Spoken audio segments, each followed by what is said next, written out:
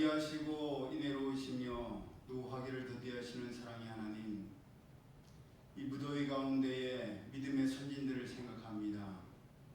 저희들은 무더위도 참 힘들고 어렵다고 여겨지는데 저희들이 상상할 수도 없고 생각하지도 못하는 그런 엄청난 박해와 핍박과 어려움 가운데서도 하나님을 의지하고 또 예수님의 말씀에 순종하였던 믿음의 선진들을 생각하면서 오늘의 어려움들을 잘 이겨낼 수 있는 저희들을 되게 하여 주옵소서.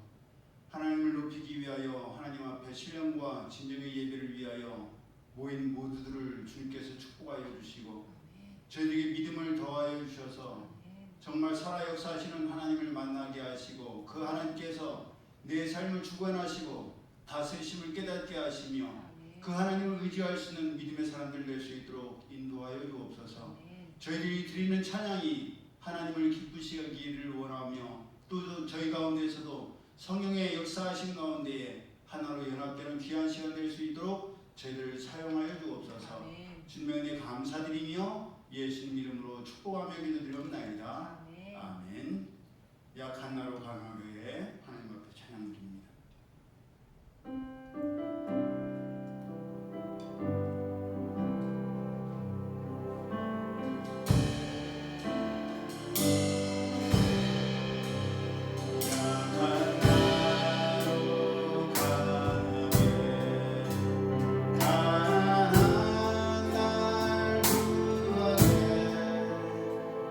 먼 날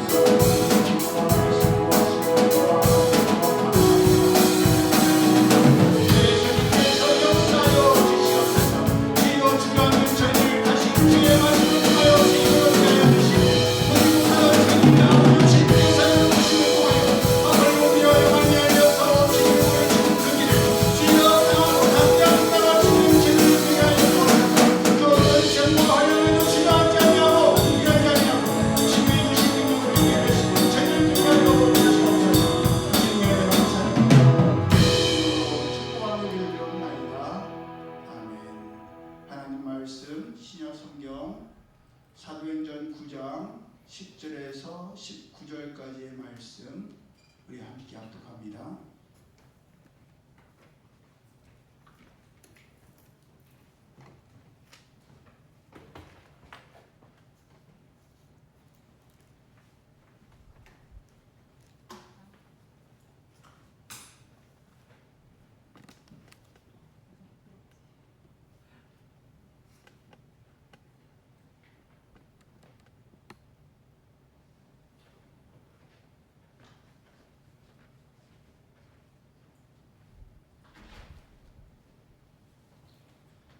사도행전 9장 10절에서 19절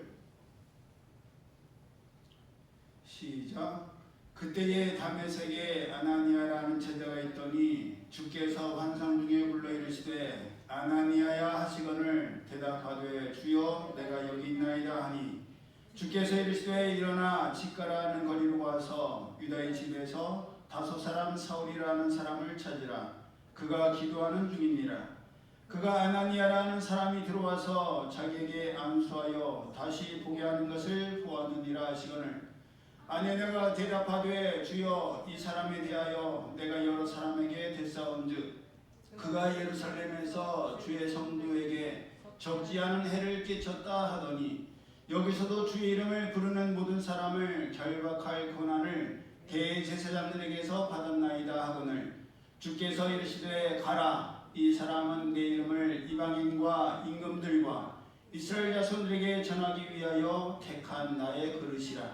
그가 내 이름을 위하여 얼마나 고난을 받아야 할 것을 내가 그에게 보이리라 하시니 아나니아가 떠나 그 집에 들어가서 그에게 안수하여 이르되 형제 사울아 주 곧 내가 오는 길에서 나타나셨던 예수께서 나를 보내어 너로 다시 보게 하시고 성령으로 충만하게 하신다 하니 즉시 사울의 눈에서 비늘 같은 것이 벗어져 다시 보게 된지라. 일어나 침례를 받고 음식을 먹음에 강건하여지니라. 아멘. 사도 바울이 예수님을 믿는 성도들을 얼마나 핍박하고 박해하고 괴롭혔는지는 사도 바울 자신이 고백한 것을 보더라도 알 수 있습니다. 그는 디모데전서 1장 13절을 통해서 내가 전에는 배반자요 핍박자요 포행자였다라고 고백했으며 괴인 중에서도 내가 괴수라고 고백했습니다. 사울이었던 사도 바울은 스데반 집사님을 죽이는 일에도 앞장섰었고 이렇게 하는 것이 하나님에 대해 열심을 내는 것이라고 생각했으며 스데반 집사님을 죽일 때에도 그것이 당연하다라고 생각했던 사람이었습니다. 여기까지는 우리가 다 알죠?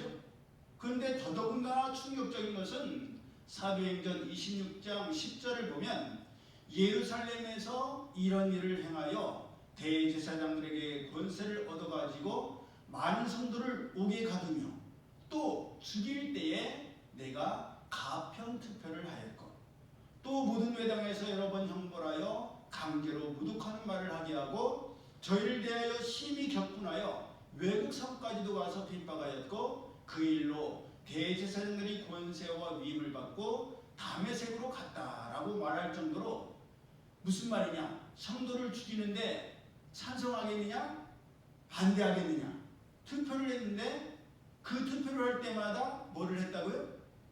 가편, 찬성 투표를 했다는 것입니다. 즉 예수님을 믿는 성도들을 죽이는 일에 스데반 집사님 한 분만 죽이는 것으로 끝난 것이 아니라 여러 번 일이 있었고, 그런 일이 있을 때마다 사울이었던 사도 바울은 성도들을 죽이는데 찬성을 했다는 겁니다. 그러니 직접 죽이지는 않았지만 죽이는데 일조한 것이요, 결과적으로 볼 때는 죽인 것과 다를 바가 없었다는 것입니다. 그랬던 사울이 여전히 위협과 살기가 등등하여서 다메섹에 있는 성도들을 남녀를 막론하고 잡아가려고. 남녀를 막론한다는 거예요. 이미 이 사울의 눈에는 여자고 남자고가 없는 거예요.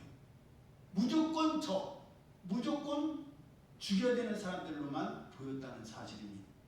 그렇게 남녀를 막론하고 잡아가려고 오다가 하늘로부터 빛이 그를 비추고, 사울아 사울아 너가 어찌하여 나를 박해하느냐라는 소리를 듣고 엎어졌을 때, 같이 가던 사람들은 소리는 들었어요. 그런데 아무도 보지 못해서 말을 못하고 섰습니다. 사울이었던 사도 바울도 눈은 떴지만 아무것도 보지는 못했고, 다른 사람의 손에 이끌려서 다메섹으로 들어가게 되었습니다. 소리는 함께 있던 모든 사람들도 다 들었는데, 그 모든 사람들이 소리는 똑같이 들었는데 앞을 보지 못하는 사람은 단 한 사람, 사울밖에 없었습니다. 사울은 사흘 동안 눈은 떴지만 앞을 보지 못했고 먹지도 마시지도 아니하였다라고 성경은 말씀하고 있습니다.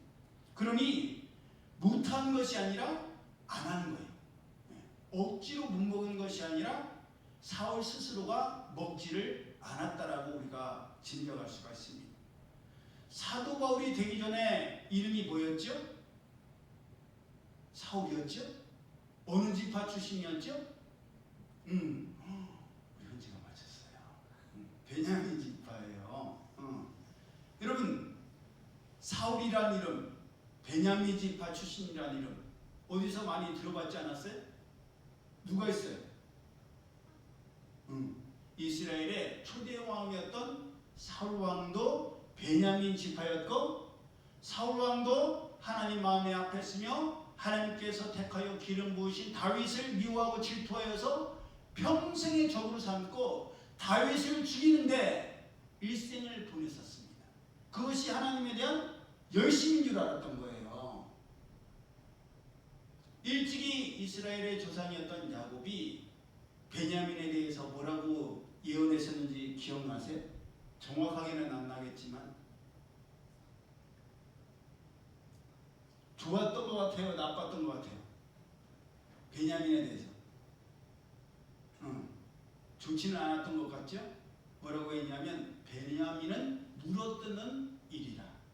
아침에는 빼앗은 것을 먹고 저녁에는 움킨 것을 나누리라 라고 호전적 싸우는 걸 좋아하고 공격적이며, 또 막내 아들인데도 불구하고, 전에도 말씀드렸죠, 막내 아들인데도 불구하고 굉장히 부정적인 예언을 했었습니다. 그것이 전혀 무관한 것이 아니었음을 베냐민의 후손인 사울, 같은 이름, 사람은 달라도 이름이 같은 걸 뭐라고 해요? 동명이인이라고 하지 않습니까? 이 동명이인은 사울들을 통해서 볼 수가 있습니다. 야곱이 그렇게도 사랑했던 라헬이 죽으면서까지 낳으려고 했던 아들이요, 그 이름을 베노니, 무슨 뜻이었는지 기억나요? 슬픔의 아들이라는 이름이었어요. 이 아들을 낳으면서 내가 죽으니 얼마나 슬픈가. 그래서 슬픔의 아들이라고 불렸으며, 극심한 가뭄에도 야곱이 끝까지 베냐민만은 애굽으로 보내지 않으려고 했지 않습니까? 그런데 그렇게 아끼고 아꼈던 라헬의 막내 아들 베냐민이 그렇게도 성질 더럽고 못된 성향이 될 줄 그 누가 알았겠느냐 말입니다. 하지만 이름은 같아서도 사도 바울이 된 사울은 달랐습니다. 그도 처음에는 성도를 물어뜯고 핍박하고 박해하여서 죽게 만드는데 앞장서는 못된 사울이었지만, 예수님께서 그를 그런 못된 사울로 남게 하지 아니하시고 그의 인생을 새롭게 완전히 바꾸셨다는 사실입니다. 예수님께서는 예수 그리스도를 믿고 섬기는 성도들을 박해하고 핍박하고 괴롭히던 사울을 빛과 소리로 만나 주셨고 그에게 아나니아라는 사람을 보내셔서 그로 하여금 앞을 보지 못하는 사울을 위해서 안수 기도를 하게 하셨습니다. 여러분, 조금 전 말씀드렸던 것처럼 사도 바울이 사울이란 이름으로 이스라엘의 초대 왕이었던 사울 왕과 이름이 같았지만 그 결론은 달랐던 것처럼 사울이었던 사도 바울을 위해서 예수님께서 직접 보내신 제자 아나니아도 그와 이름이 같은 사람이 있었습니다. 누구예요? 기억나세요? 아나니아.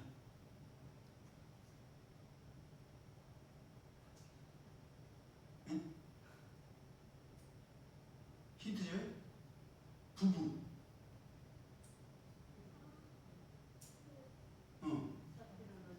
그렇죠. 올려서 말씀하신 대로 삽비라. 아나니아와 삽비라 부부 기억나시죠? 사도행전 5장에 나오는 아나니아와 삽비라 부부 중에 남편이 바로 아나니아였습니다. 그는 그의 아내 삽비라와 더불어 사도들 앞에 땅을 판 값을 속였다가 성령을 속이고 거짓말한 것 때문에 혼이 떠나 죽은 사람이었습니다. 그의 아내였던 삽비라도 남편이 죽은 줄 모르고 똑같이 거짓말을 했다가 남편을 장사고 지낸 청년들이 발이 문틈에 왔을 때 똑같이 혼이 떠나서 죽지 않았습니까? 그렇게 같은 이름이었던 아나니아, 그 다른 아나니아는 성령을 속였다가 죽였는데 또 다른 아나니아는 예수님께서 환상 가운데 시키신 대로 유다의 집으로 사울을 찾아가 그를 위해 안수 기도하였으며 아나니아로 인해서 사울이 사도 바울이 되는 출발점이 되었다는 사실입니다. 여러분, 말장난 같지만 사울이었던 사도 바울, 아나니아가 또 다른 아나니아에서 사울의 등이 밝아지는 것, 놀라운 하나님의 역전 스토리 아니겠습니까? 물론 아나니아라고 해서 사울에 대한 안 좋은 소문을 듣지 않았다는 것은 아니죠. 그렇게 믿는 성도들을 핍박하고 박해하여서 죽음에 이르게 했던 사울을 아나니아가 직접 보지는 않았지만 들었던 그 완악함에 대해서 알고 있는 아나니아가 사울을 찾아가서 그를 위해서 안수 기도를 한다는 것, 그걸 누가 원했겠습니까? 우리도 그렇잖아요. 만나지는 않았지만 어떤 사람에 대해서 부정적인 인식을 갖고 있으면 안 좋은 소문을 들으면 그 사람에 대한 편견이 생기지 않습니까? 그래서 누가 그 사람 말하지 마세요. 그 사람 아주 진짜 재생할 수 없는 그런 사람이에요. 얼마나 못됐는지 그 사람만 생각하면 진짜 치가 떨려요. 더더군다나 내가 믿고 신뢰하는 사람들이 그렇게 얘기한다면 나도 모르게 그런 안 좋은 편견, 인식을 갖게 돼요, 안 갖게 돼요? 갖게 되지 않습니까? 더더군다나 그냥 안 좋은 편견이 아니라 믿는 성도들을 남녀를 막론하고 잡아다가 고문하고 죽이는 데 앞장섰던 이 사울에 대해서 누가 좋은 감정을 가질 수가 있었겠습니까? 그렇기 때문에 아나니아도 처음에는 예수님께 주여 이 사람에 대하여 내가 여러 사람에게 듣사온즉 그가 예루살렘에서 주의 성도에게 적지 않은 해를 끼쳤다 하더니 여기서도 주의 이름을 부르는 모든 사람을 결박할 권한을 대제사장들에게서 받았나이다 라고 항변 아닌 항변을 드렸습니다. 여러분 생각해 보세요. 이 아나니아가 어디에 살고 있었어요? 10절 보세요. 어디에 살고 있었어요? 다메섹에 살고 있었어요. 이 말은 무슨 말이에요? 이대로 있었으면 아나니아도 사울에 의해서 붙잡혔을 것이고 박해를 받았을 것이고 스데반 집사님처럼 죽임을 당했을 거예요. 그러니까 나랑 무관한 사람이 아니에요. 그냥 내버려뒀으면 와서 나를 죽였을 원수야. 물론 그것이 주님의 뜻이라면 죽어야 되겠지만 사실 나를 죽이는 사람을 향해서 아무런 감정도 안 갖는다는 것은 쉽지가 않지 않겠습니까? 그러니 아나니아도 예수님 이런 사람에 대해서 그렇게 해야 돼요? 라고 항변을 드렸던 거예요. 그러니까 예수님께서 그런 아나니아에게 뭐라고 말씀하십니까? 15절 주께서 이르시되 가라! 예, 가라는 거예요. 예. 이 사람은 내 이름을 이방인과 임금들과 이스라엘 자손들에게 전하기 위하여 택한 나의 그릇이라. 그가 내 이름을 위하여 얼마나 고난을 받아야 할 것을 내가 그에게 보이리라. 야, 아나니아 입장에서 본다면 아무리 예수님의 말씀이라 할지라도 얼마나 가기 싫었겠습니까? 가서 그 얼굴을 본다는 것은 말할 것도 없고 그런 원수나 다름없는 사람한테 안수를 하라고요? 저도 목회자지만요 아무한테나 기도하고 싶진 않아요. 그래서 저는 그게 제일 힘들게 느껴질 때가 있어요. 내가 봤을 때 이 사람은 아니야. 이 사람을 위해서 축복 기도한다는 것은 말할 것도 없고 이 사람이 이름을 거론조차 하고 싶지 않아. 그런데 대표 기도를 시킬 때가 있어요. 그러면 저는 그런 상황이 일어나지 않기를 하나님 앞에 얼마나 간절히 기도를 드립니다. 그래서 우리 지방에서도 목사님들이 그러실 때가 있어요. 아니 다른 목사님들을 보면 다 서로 기도하고 싶어서 대표로 이렇게 나오고 싶어서 안달인데 우리 어의정 목사는 왜 그런 걸 그렇게 싫어하는지 모르겠다고. 저는 하나님께서 감동 주셨을 때는 얼마든지 해요. 하나님께서 미리 감동을 주시거든요. 하나님 오늘 어떤 일이 있는데 이 일에 대해서 어떤 말씀을 전해야 될까요? 어떤 기도를 해야 될까요? 하나님 지혜를 주세요. 명철을 주세요. 그럼 샤워하다가도 막 감동 주세요. 그래서 제가 막 그걸 잊어먹을까봐 막 빨리 기록해놓고 그래서 하나님께서 주시면은 뭐 자신 있죠. 물려주셨으니까 자신 있게 전하는데 물려주지 않으신 상황에서 의식적으로 기도해야 될 때 있잖아요. 의무적으로. 그럴 때가 저는 제일 싫어요. 그런데 아나니아들 왜 안 그랬겠습니까? 우리는 실제로 아나니아 이전에 하나님의 직접적인 명령이 있었음에도 불구하고 하나님의 명령을 거역하고 하나님의 낯을 피하여 다른 것으로 도망쳤던 사람을 알고 있습니다. 누구예요? 그렇죠. 요나라는 사람입니다.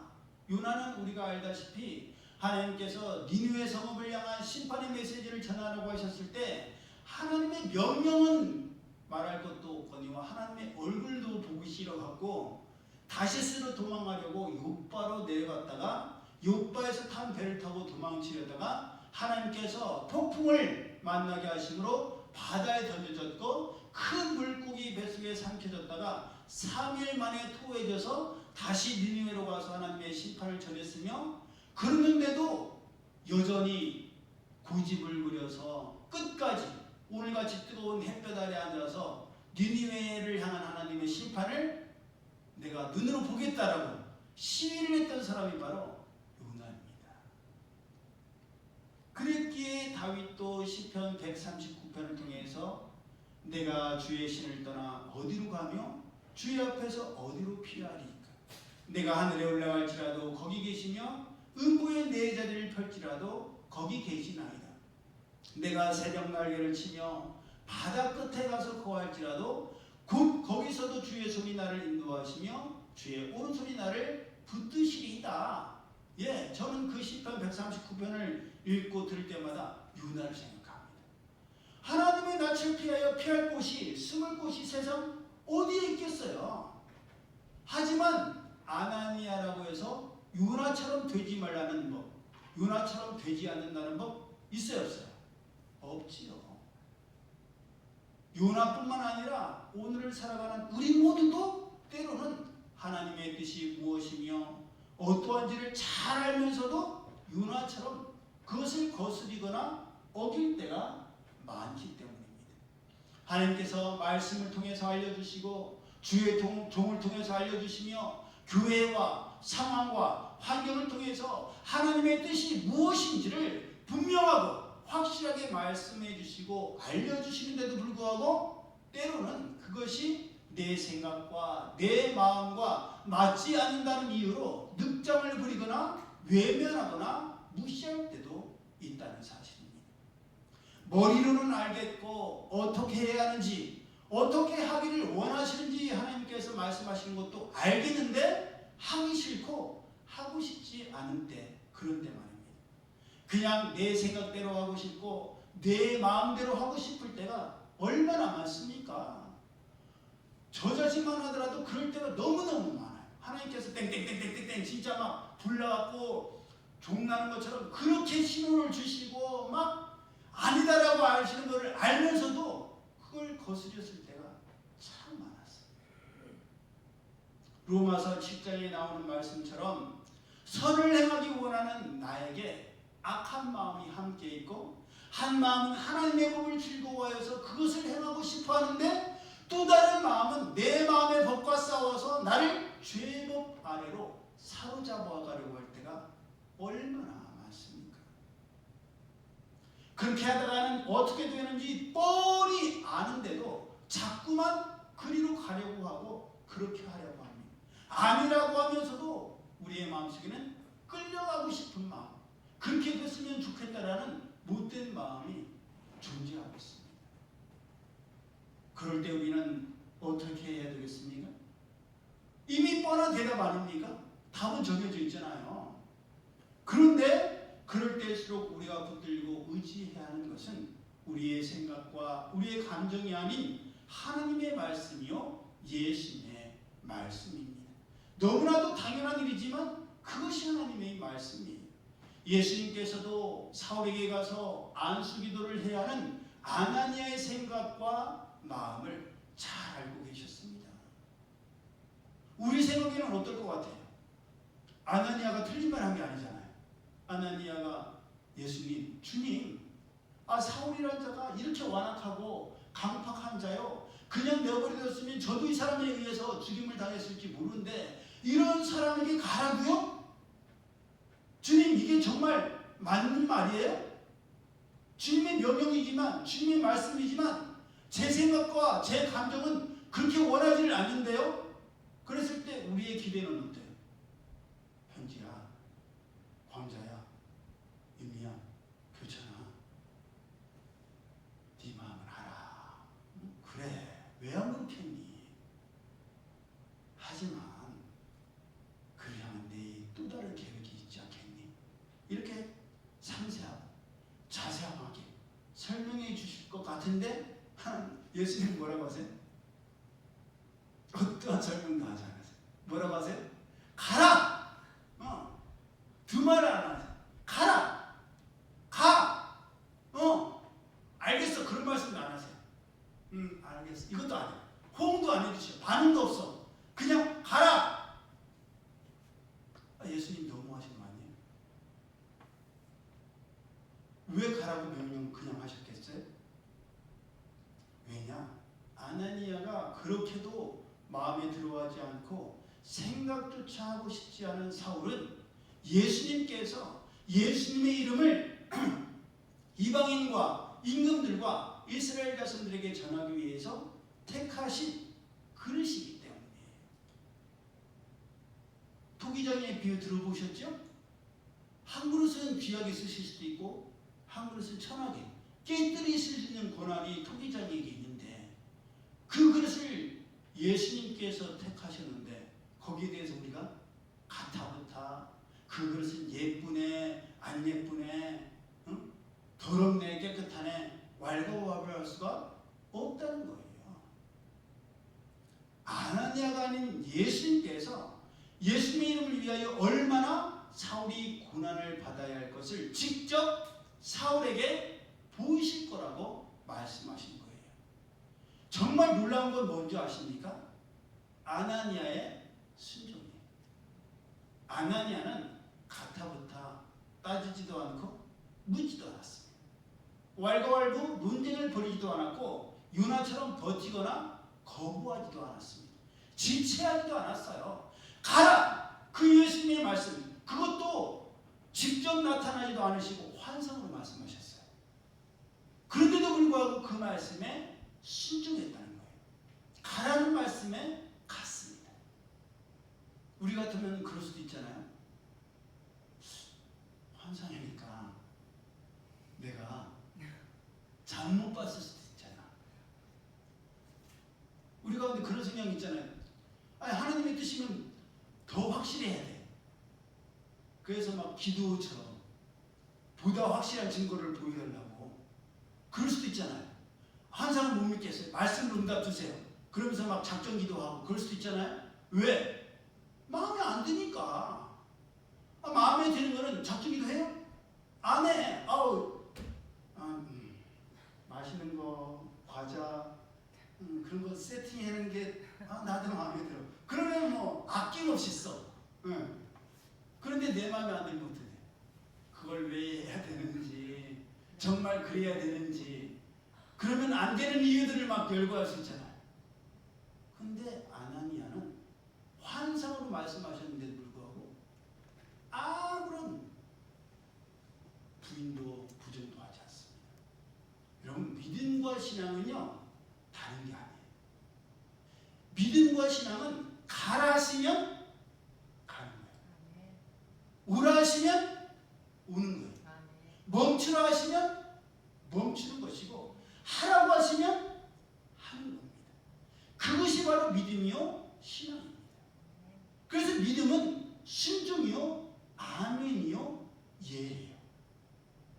우리가 새벽 예배를 통해서 나눈 것처럼 고린도후서 1장의 말씀처럼 예만 있고 아니라 함이 없으며 아멘으로 하나님께 영광을 돌리는 것, 그게 바로 믿음이요 신앙입니다. 제자들은 깊은 곳에 그물을 내리라는 예수님의 말씀에 어떻게 했어요? 내렸어요. 내렸을 때 그물이 찢어지려고 할 정도로 많은 고기를 잡았는데, 그 많은 고기를 잡아냈으면 자기들이 원하는 것을 얻었으니까 기뻐하며 또 그런 일이 있기를 바라야 되는데 어떻게 돼요?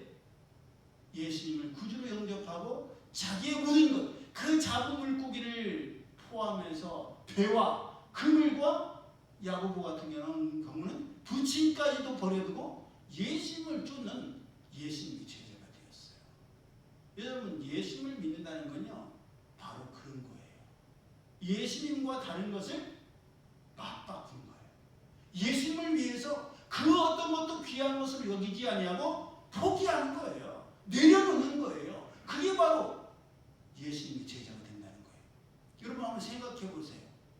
아니, 예수님의 제자가 되는 것, 예수님을 믿는다는 것, 예수님이 부활하셨고 그 소식을 전하는 게 왜 죽일 일이에요? 그러니까 벨릭스나 총독들도 사울에 대해서 재판을 하다가 이 사람의 죄는 아무리 캐묻고 조사를 해도 죽일 만한 일이 없어. 사람들이 하도 고소 고발하니까 매를 좀 때려서 이렇게 내보낼 수는 있지만 죽일 정도의 일은 아니야. 나중에는 야, 네가 가이사 황제에게 항소하지 않았더라면 너가 여기서 풀려났을 거야. 그럴 정도의 가벼운 죄였단 말이에요. 그런데 왜 그게 사울도 순교를 당하고 예수님을 믿는 그리스도인들이 죽임을 당하는 일이 되어야 했어요? 왜 그랬을까요? 예수님을 믿는 게 왜 뭐가 그렇게 대단해서? 예수님을 믿는다는 것은 모든 것을 다 내려놓는 것이기 때문에, 모든 것을 다 포기하는 거예요. 그러니까 예수님의 말씀이면 무조건 순종하는 사람들이 그리스도인들이기 때문에 그 당시 사회에 엄청난 변화가 일어났어요. 예수님이 말씀하시면 안 하는 거야. 전에는 했던 일을 안 해. 정직하게, 아니 자기 마음대로만 살던 사람들이 말씀대로만 사니까 경제가 마비가 돼. 아니 적당하게 편법을 하고 불법을 해야지만 돌아가고 서로 주고받고 있는 게 있어야지만 득이 되는데, 예수님을 믿더니 그런 행동을 안 하는 거예요. 그러니까 사람들이 그 사람 때문에 자기까지 위협을 당하고 자기까지 이상한 사람이 되니까 그 사람이 불편해. 그 사람이 싫은 거야. 그 사람이 없어져야 돼. 없어져야 우리 불법을 마음대로 할 수가 있어. 이해가 가시죠? 그래서 기독교 박해가 일어난 거예요.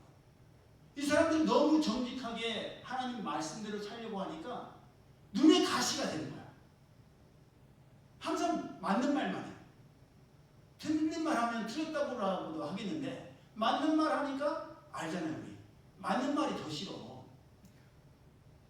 맞는 말이 더 불편해. 왜? 그렇게 못하니까. 못하니까 미워하는 거예요. 못하니까 죽이려고 하는 거고. 내 생각과 맞지 않았고 내 마음에 들지 않았지만 예수님의 말씀이기에 순종하여서 사울에게 간 아나니아는 간단 명료하게 예수님께서 하라고 하신 말씀을 실행했습니다. 사울에게 안수했어요. 근데 그냥 안수한 게 아니라 우리 같으면 그 요나처럼 순식간에 지나가면서 니네 심판당할 거야. 멸망당할 거야. 이러고 말 텐데 아나니아를 어떻게 하는지 아세요? 17절 보세요. 그에게 안수하여 이르되 뭐예요? 그 다음에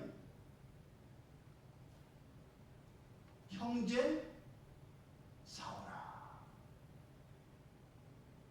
많은 성도들을 죽는 데 내어주고 박해와 핍박에 앞장섰던 사울을 향해서 뭐라고 불러요? 형제. 저는 이 형제라는 명칭이 가식이 아니었다고 생각합니다. 분명히 원수였어요. 핍박자였어요. 회방자였어요. 나를 죽이려던 사람이었어요. 그런데 그를 금방 형제로 받아들였어요. 그게 가능해? 가능하죠. 어디에서 가능해? 하나님의 교회에서는 가능하죠. 분명히 나를 미워하고 힘들게 했던 사람이에요. 그런데 성령께서 우리 마음에 형제의 마음을 주시고 자매의 마음을 주시고 사랑의 마음을 주시면 어떻게 돼? 우리는 금방 형제로 자매로 받아들여요. 그래요. 세상에서는 제 아무리 악명 높은 죄를 지었던 사람이라 할지라도 예수님을 구주로 영접하고 하나님의 자녀가 되었다고 고백하면 교회는요 금방 그걸 수긍해요. 저 사람도 예수님을 믿었대. 믿게 되었대. 구원함을 받았대. 걔도 조세영이 예수님을 믿었다고 하니까 목사 안수까지 줘버리잖아요. 그게 가능한 것이 교회예요. 주님의 사랑이에요.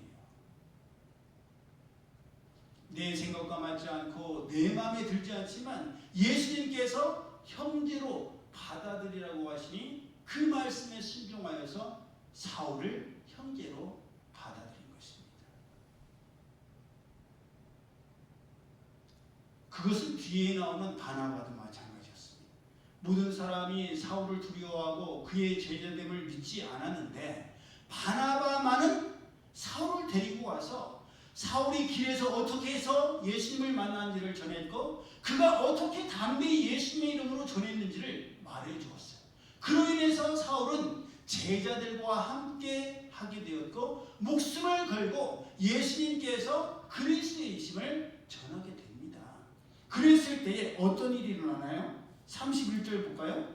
우리 한번 성경을 넘겨서 31절 시작. 그리하여 온 유대와 갈릴리와 사마리아 교회가 평안하여 든든히 서가고 주를 경외함과 성령의 위로로 진행하여 수가 더 많아지니라.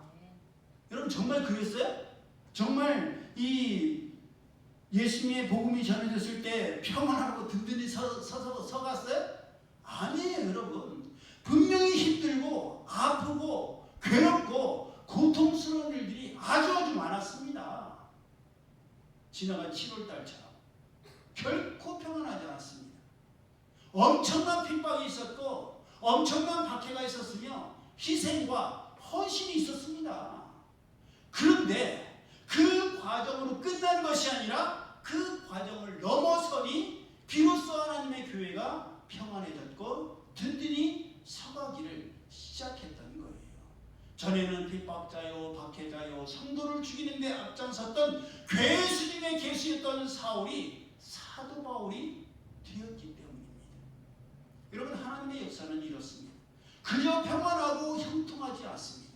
힘들고 어렵고 아프고 고통스럽습니다. 우리 지나온 세월들을 보세요.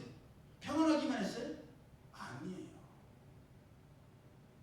너무너무 아프고 너무너무 고통스럽고 견디기 어려운 일들이 너무너무 많았습니다.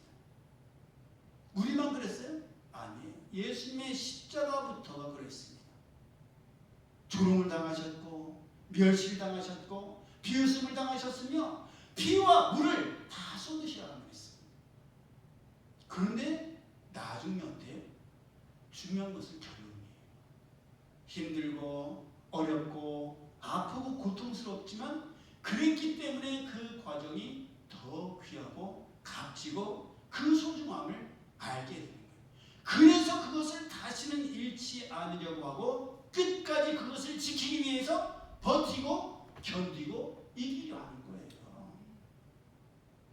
내 생각과 내 마음과 다르다 할지라도 그것이 하나님의 뜻이요 성령님의 인도하심이라면 순종해야 합니다. 믿고 따라야 돼요. 아멘만 있고 예만 있어야 됩니다. 그럴 때 우리는 최후 승리를 거둘 수가 있습니다. 하나님께서는 우리가 지나온 모든 생활과 과정들을 통해서 뭐를 깨닫게 하시길 원해요? 오늘 우리가 처음에 드렸던 찬양 그대로예요. 우리는 약하지만, 우리는 볼 수 없지만 주님께서 우리의 강함 되시고 우리로 보게 하시고 할 수 있게 하신다.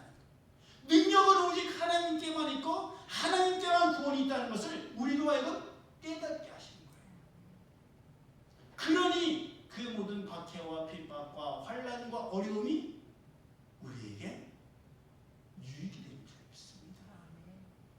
여러분, 그 과정들을 거치지 않고는 고난당함이 내게 유익이라 말할 수가 없어요. 환난과 핍박이 얼마나 귀한 것인지를 깨닫지를 못합니다. 값 없이 쉽고 편하게 얻은 것은 쉽고 편하게 잊혀져요. 하지만 어렵고 힘들게 익힌 것, 우리 몸과 마음에 새긴 예수님의 흔적은 지울래요? 지울 수가 없어요.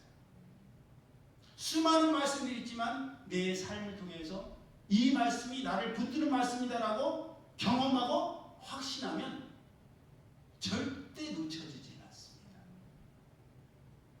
주님께서는 환난과 어려움과 아픔과 고통을 통해서 그 값어치를 우리로 하여금 깨닫게 하시는 거예요. 그러니 이제 그것을 알았으면 어떻게 됩니까? 오직 예와 아멘. 나의 모든 것을 내려놓고 포기하는 우리 모두가 되어야 할 줄 믿습니다. 그럴 때, 그렇게 할 때에 오직 하나님의 말씀과 뜻에만 순종하고 나의 모든 것을 내려놓고 포기하고 하나님만이 나를 붙드신다라는 그 결론에 도달할 때에 하나님께서는 우리로 하여금 우리가 생각지 못했고 상상하지도 못한 엄청난 결론에 이르게 하시고 축복을 우리에게 부어주실 줄로 믿습니다. 그러한 참된 축복자, 참된 행복자의 삶을 살아가는 우리 모두가 되기를, 이 8월이 되기를 예수님의 이름으로 축복합니다. 아멘. 기도드립니다. 사랑의 하나님, 감사합니다. 환난과 핍박은 또 어려움과 고통은 십자가의 무게는 저희들을 힘들게 합니다. 정말 쉽고 편했으면 좋겠고 이제는 감당하기 어렵다라는 고백이 저절로 나옵니다.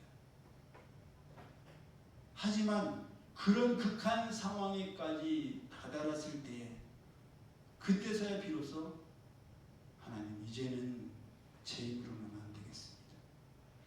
하나님께서 힘 주셔야 되고 하나님께서 새 힘 주셔야 되고 하나님께서 이끌어 주셔야만 살아갈 수가 있습니다. 라는 고백을 그제서야 드리게 됩니다. 머리는 잘 알고 있었지만 저희들은 실제 겪을 때에서야 그 고백이 나옵니다. 그 고백을 이제 주님 앞에 드리오니 저희들은 할 수 없습니다. 주님께서 저희의 능력이 되시고 새 힘 주셔서 이 어려움과 이 연단이, 이 고통이, 이 아픔이 그 어떤 것으로도 바꿀 수 없는 하나님의 능력을 체험하는 귀한 도구가 되게 하시고 과정이 되게 하시고 훈련이 되게 하여 주옵소서. 이제는 우리 주 예수 그리스도의 은혜와 하나님 아버지의 그 크신 사랑하심과 성령님의 교통하심 이미 알고 있었고 이미 고백드렸었지만 이제 더더욱 하나님의 말씀 앞에 예수님의 말씀 앞에 성령의 인도하심 가운데 예만 있고 아멘만 있고 아니오가 없기를 원하는 이들 모두에게 이제로부터 영원히 함께 하실지어다.